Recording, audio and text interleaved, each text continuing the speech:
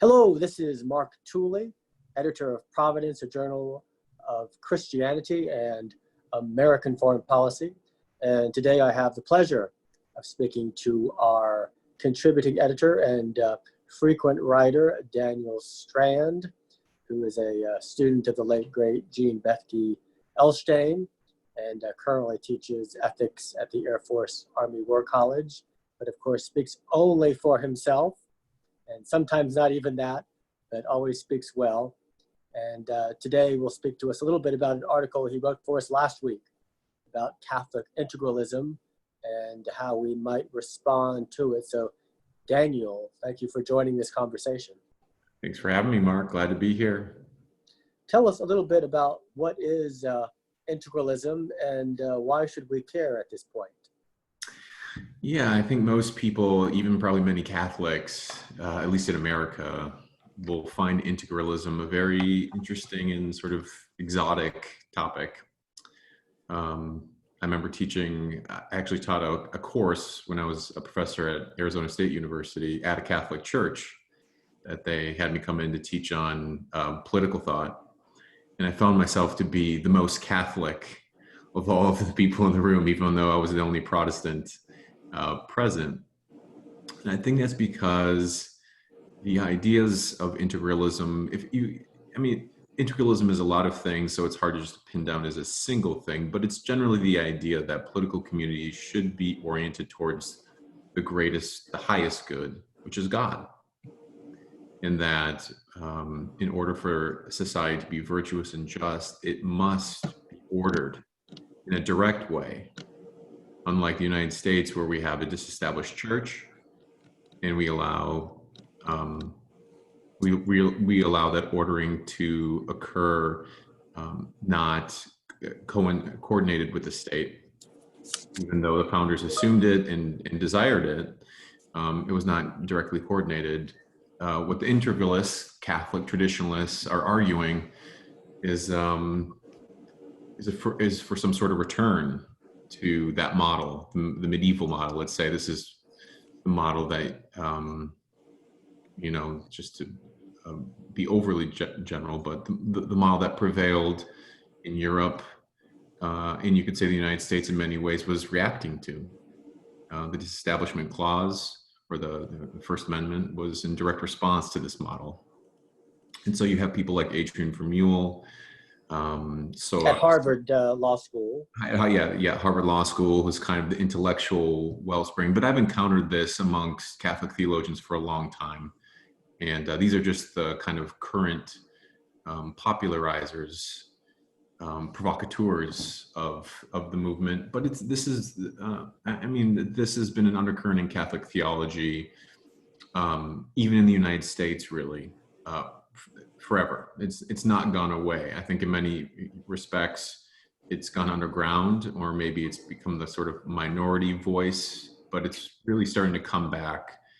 And what my article was trying to do is just in part give a little context so people understand where this is coming from, that it's not just a fad. It's very, very, very old. You could say integralism is the original Christian political theology. To be, if we're going to be fair, they really are. This is really the wellspring out of which theologians like Thomas Aquinas and even Augustine, in many ways, I think you could argue, was essentially an integralist. He called himself that, and it wasn't that coherent, but that's kind of, that you see those streams in their thinking.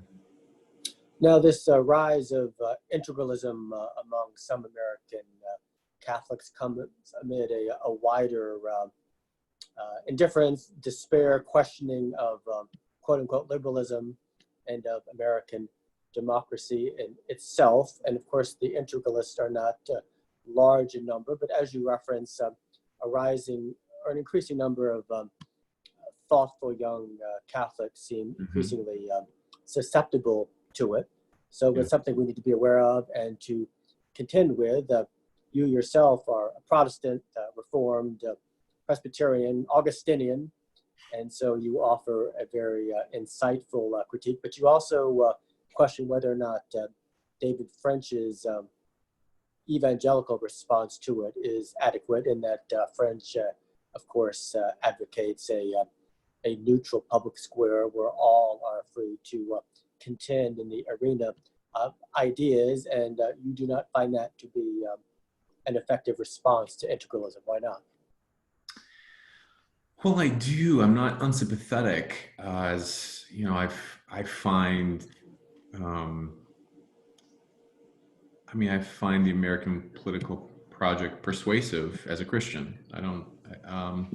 What I don't find persuasive is the polemics that I think French sometimes resorts to. I think I don't think I've read a couple of his responses to it, and it seems to me like either he has a tin ear, he doesn't understand it, he doesn't want to understand it. I don't know exactly. His response to it just seemed to be a sort of ad hominem in many ways. Some responses to my article have been, "Oh, you're on the David French bad man bandwagon," which French can be fairly critical of conservative evangelicals and evangelicals in general, and so he has a strong criticism on the right of many people. And that's not what my critique was about. My critique was trying to at least say that integralism is raising some really, I find, very persuasive criticism. What I don't find persuasive are their solutions. I don't think they have a lot of solutions. They reach back for the past 500-600 years, the Renaissance or late medieval period. Vermeule seems to beckon back to Italian jurists from the 16th century, which I don't fault him for, and I think that can be very enriching. But programmatically, I think that's the challenge for integralists, especially in the United States, which is a thoroughly democratic country and has so many of those deep sensibilities. Nevertheless, I think the critiques that Vermeule and others are launching, Sohrab Ahmari is probably the most vocal, or at least one of the most visible figures, are very persuasive. I think there's a sense in which modern liberal democracy has some pretty blinding, glaring weaknesses that are being exposed. And so I think there's a defense that we should offer. A defense we can, what French usually offers is he almost always resorts to constitutional law arguments, which I find persuasive. I do think kind of the basic architecture of the Constitution and the Bill of Rights are extremely durable and filled with wisdom, and he wants to defend that, and so I agree with him on that.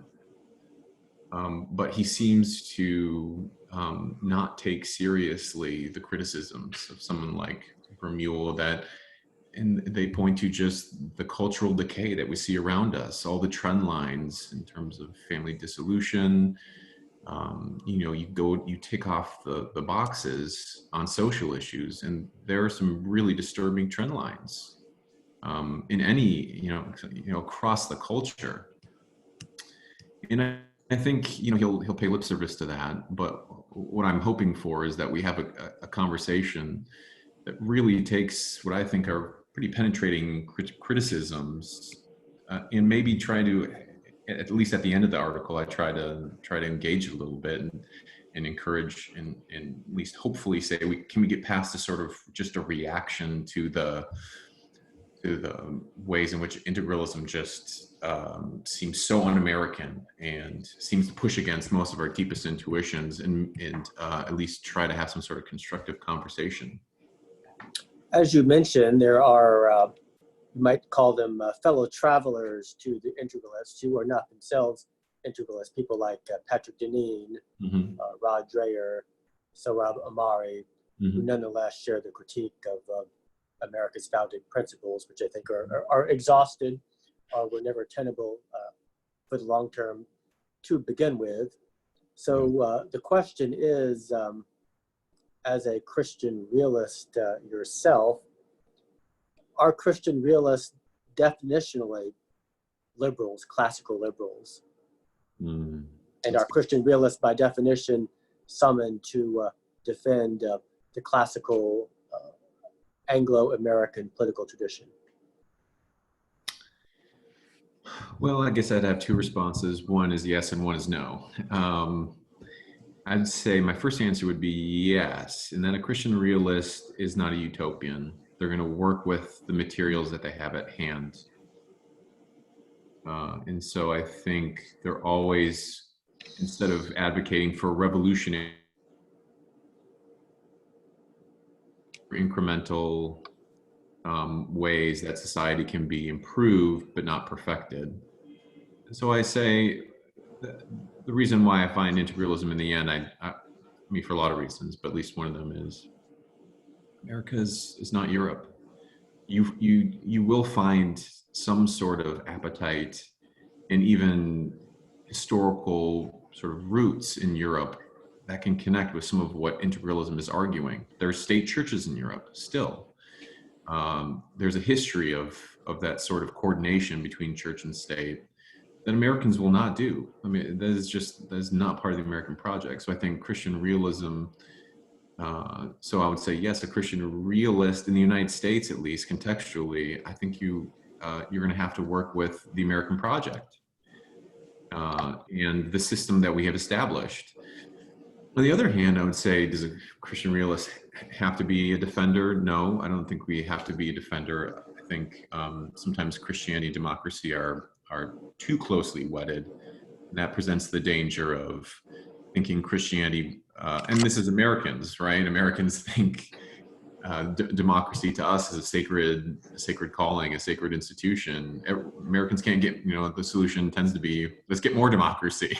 Like, more democracy is always the solution to an American.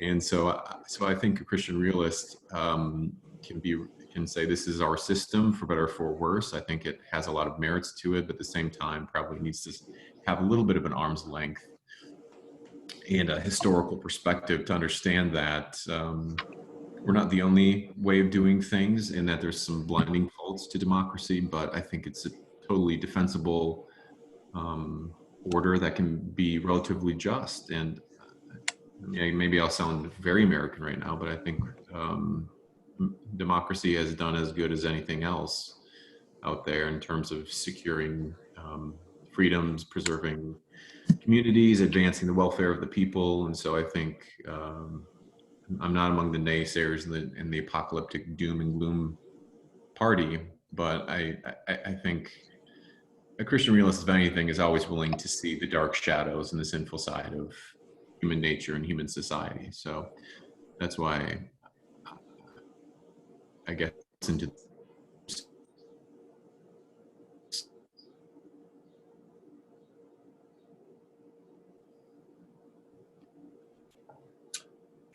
We often at Providence refer to Reinhold Niebuhr as our patron saint. If Niebuhr were alive today, Niebuhr, of course, came from a German Reform background. You're from a Reformed perspective. What would he tell us today if he were still alive? And what does the Reformed school of thought, what do they bring to the table that would be especially applicable to America today? I mean, Reformed thought in particular is it completely unique? I think it holds something, at least in political thought, I would say, what Reformed social thought, at least from the Reformation onwards, but this was also not unique to Reformed, also Lutheran as well, had a strong sense of the two kingdoms. And I think that's extremely valuable because it keeps, it focuses on making sure that we have a clear understanding of the distinction between God's kingdom and the kingdom of this world, and how those two, there has to be a clear demarcation between the two of those kingdoms. So I think that is something that American evangelicals who might be prone to sort of a Christian nation mentality want to baptize politics and not have a healthy appreciation of these two different distinct realms. I think that's a major contribution. I think the other one and this is what I think Niebuhr, where Niebuhr is fantastic, and I reread him over and again, and I just find him so compelling, he understands the depths of sin of human society and the human heart. And to Americans, that sounds like doom and gloom. But I think for Niebuhr, as it was for the reformers, being a sinner is not some sort of sad and tragic. It is those things as well, but it's also an accomplishment. But Luther can be a sinner in itself was an accomplishment. Oneself as a sinner, oneself, and not be, and then being able to ask for repentance.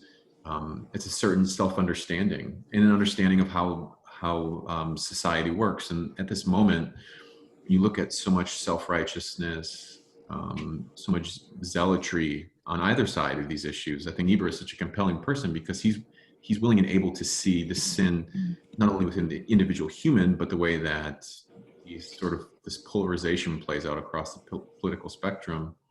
And he's able to find sort of the sin on either side of a political issue. He understands that what the woke church of social justice is an over, perhaps idolatrous response to an understandable injustice of George Floyd and the long suffering of Black Americans, that many of them have probably felt forever, or at least as in their parents and their parents' parents. So I think Niebuhr could see both sides, and so that way he was beautifully unreactionary.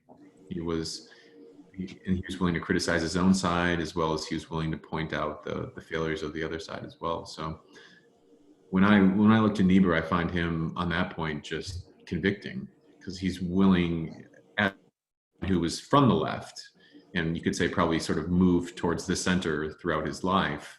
He was always willing to see the brokenness where it was. But Reinhold Niebuhr was never woke, was he? No, and he, you read his early stuff and he is fantastic at pointing out there was wokeness even in 1920s and 30s America, and to read him scorch the wokesters back then is just really a sight to behold. It was so eloquent. Daniel Strand, contributing editor to Providence and Christian realist, thank you for an enjoyable and insightful conversation. Thanks, Mark.